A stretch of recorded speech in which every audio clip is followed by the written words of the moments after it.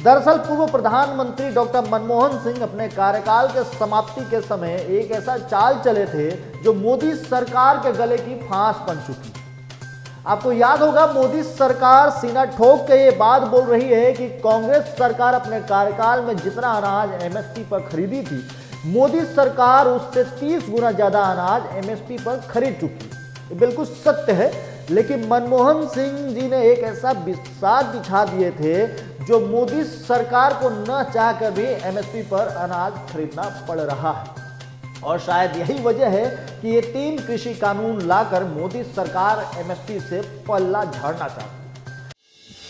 नमस्कार, मैं हूं अमरीश श्रीवास्तव और आप देख रहे हैं नेटवर्क 24। स्वागत है आप सभी का हमारे खास कार्यक्रम स्पेशल रिपोर्ट में।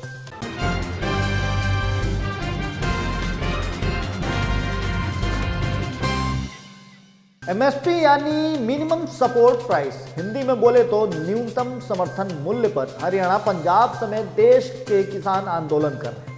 इसी के साथ किसान 8 दिसंबर को पूरे भारत बंद का ऐलान भी कर चुके हैं। इससे सरकार भी हलकान है। सरकार किसानों को मनाने के लिए हर संभव कोशिश कर रही है, लेकिन किसान सरकार से कृषि संशोधन बिल वापसी के लिए सीधे तौर पर यस या नो में जवाब मांग रहे हैं। इन सारे बवाल की जड़ है एमएसपी। हालांकि प्रधान सेवक मोदी जी कह चुके हैं कि एमएसपी समाप्त नहीं होगी, लेकिन किसान सरकार के बहकावे में नहीं आना चाहते। लेकिन आखिर सरकार एमएसपी पर इतना चिंतित क्यों है? दरअसल पूर्व प्रधानमंत्री डॉक्टर मनमोहन सिंह अपने कार्यकाल के समाप्ति के समय एक ऐसा चाल चले थे जो मोदी सरकार के गले की फांस बन चुकी। आपको याद होगा, मोदी सरकार सीना ठोक के ये बात बोल रही है कि कांग्रेस सरकार अपने कार्यकाल में जितना अनाज एमएसपी पर खरीदी थी, मोदी सरकार उससे 30 गुना ज्यादा अनाज एमएसपी पर खरीद चुकी। ये बिल्कुल सत्य है, लेकिन मनमोहन सिंह जी ने एक ऐसा बिस्सात बिछा दिए थे जो मोदी सरकार को न चाहकर भी एमएसपी पर अनाज खरीदना पड़ रहा है। और शायद यही वजह है कि ये 3 कृषि कानून लाकर मोदी सरकार एमएसपी से पल्ला झाड़ना चाहती है। आपको याद होगा, विपक्ष 2013 में कांग्रेस सरकार पर हावी हो चुकी थी। मनमोहन सिंह साहब को यह लग चुका था कि अगली बार उनकी सरकार आना लगभग असंभव है।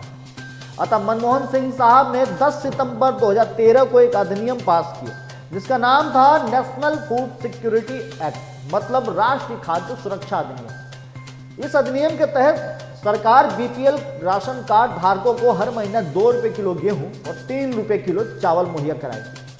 अब सरकार कोई खेती तो करती नहीं, तो लाजमी है सरकार किसानों से गेहूं और चावल खरीदेगी। और सरकार किस पर खरीदेगी? तो एमएसपी पर।